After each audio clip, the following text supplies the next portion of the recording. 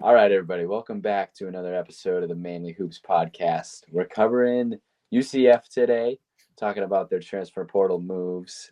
We'll start out with Marcus. Marcus, who do we think is their top incoming projected transfer? Gosh, I don't know. I mean, they brought in, what was it, 12? Was it 12 guys they Yeah, brought in, or it's a loaded question. 10?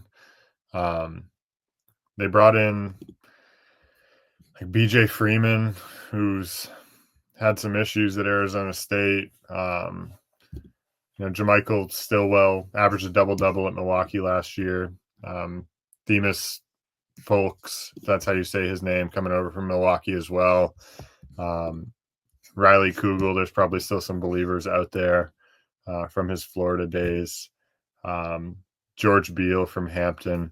You know, I don't really know. I mean, like BJ Freeman, maybe, because, he's done the most at the highest level. He averaged, 21 2 years ago at He was at Milwaukee. Milwaukee too, right? At Milwaukee, and then 14 last year in 25 games on like solid splits, 42-36 splits.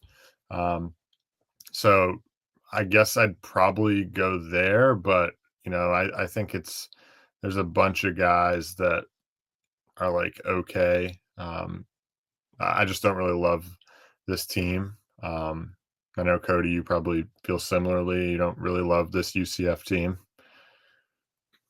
To be honest, I have no idea what's going on with this roster right now. I would say Freeman is probably the best guy they got. I think he's the most talented scorer that they had. He showed flashes at Arizona State of being, not one of the most talented scorers in the Big 12, but he showed a lot of promise throughout the season there before he got booted off the team and had all that stuff go on with Arizona and all that stuff. But I would say him and Kugel are easily the two most talented shot makers on this roster. They're probably going to have to hold up a lot of the shooting, especially in the starting lineup, because the Milwaukee transfers, Folks and Stillwell, don't really provide any spacing.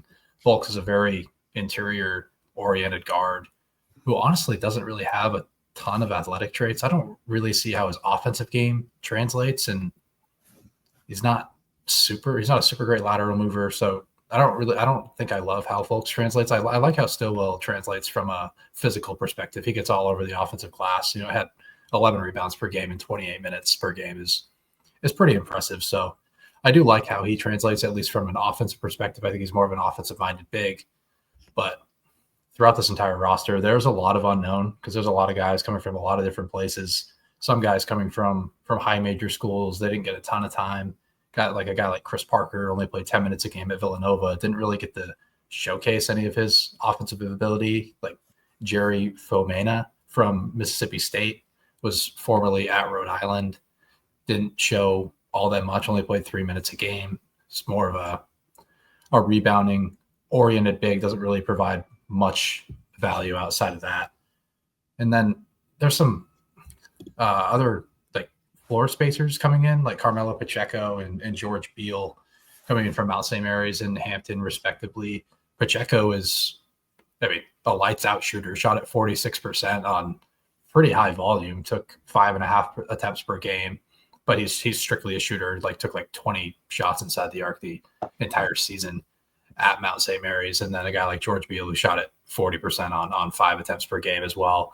So, but it's all going to be a matter of how these guys come together. And I don't really know if there's any true connectors on this entire roster. So it just feels like there's a bunch of scoring talent thrown together. It's not necessarily high level scoring talent, but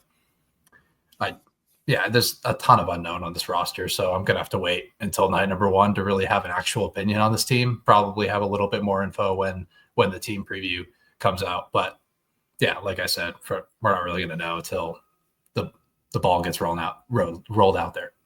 Yeah, just too many roster moves, too many new additions. Are there any concerns that we see already for this upcoming season? I mean, they were pretty low tier in the Big 12 last year. Is that kind of what we expect this year? I think so. I mean, it's just so much change, right? I mean, the continuity is not there. A lot of guys that are coming from a lot of different levels. I don't really know, like Cody said, what to expect. I would expect them to not be great again. Just be in that bottom third, maybe closer to the bottom of that bottom third, with so many unknowns. At least at this point, without diving deeper, we'll have a better idea as the season gets closer. But there's just a lot of change, a lot of unknown. I think with this team where they certainly didn't get good enough gets to have me confident enough to say like, oh yeah, this is a middle of the pack team in the Big 12. How about you, Cody? What do you think? Have they improved, or we just have to wait and see? I think I can pretty confidently say they've gotten worse. I think they had a lot of scoring talent on this team last year, and they actually showed some promise for a small stretch in the season. Last year, they had a 5 or 6 game stretch to start Big 12 season where I actually kind of saw them as close to a middle of the pack team, and then the bottom kind of fell out, especially on the defensive end. Mm-hmm. This team, I don't really see much promise on the defensive side.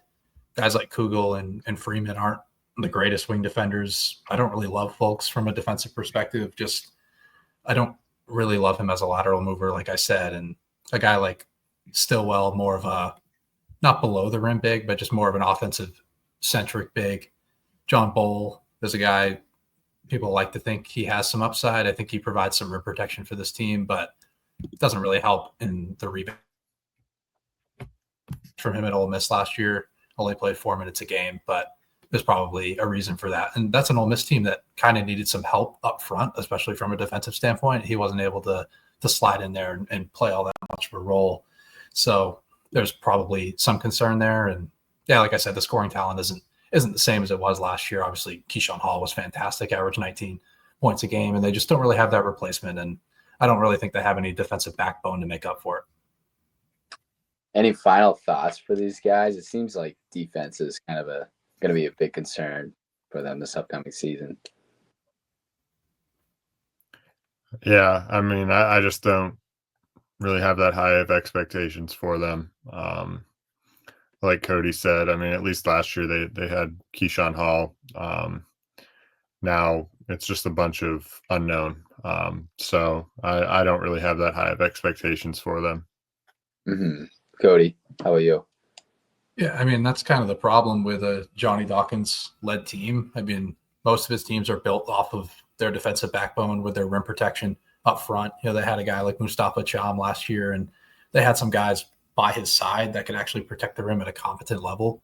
This year, I mean, I would assume John Bowl starts at the 5, and then they have a little bit by his side with a guy like Jordan Burks and then Fomena. We haven't seen much from him at the power conference level, but they don't project to be as good of rim protectors, or they don't fit the mold as a Johnny Dawkins big man that can protect the rim at a high level and, defend in space a little bit.